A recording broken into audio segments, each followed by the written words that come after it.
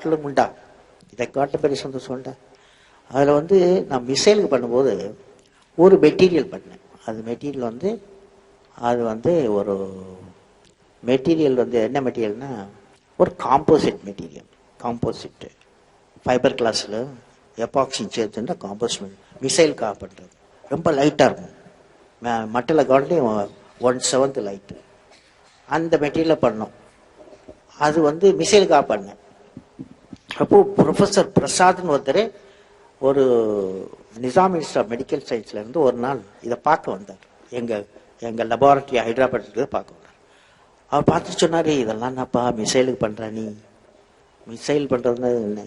இது வந்து மிசைல் வந்து விட்டால் என்ன ஆகும்? போய் யாரையாவது இன்ஜூர் பண்ணணும், பெயின் தானே, வலியை உண்டாக்கும். ஆனால் வலியை ரிமூவ் பண்ணுவேன், வலியை வந்து எடுவேன், வலியை வந்து ரிமூவ் பண்ணும், துன்பத்தை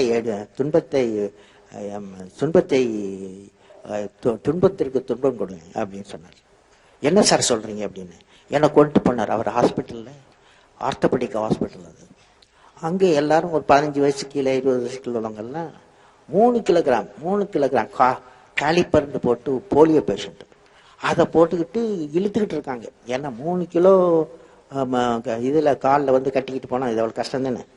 அப்போ அவர் சொன்னார், நீ நல்ல லைட் மெட்டீரியல் வச்சிருக்கிய மிசைல் பண்ணது, அதை யூஸ் பண்ணு அப்படின்னு சொன்னார்.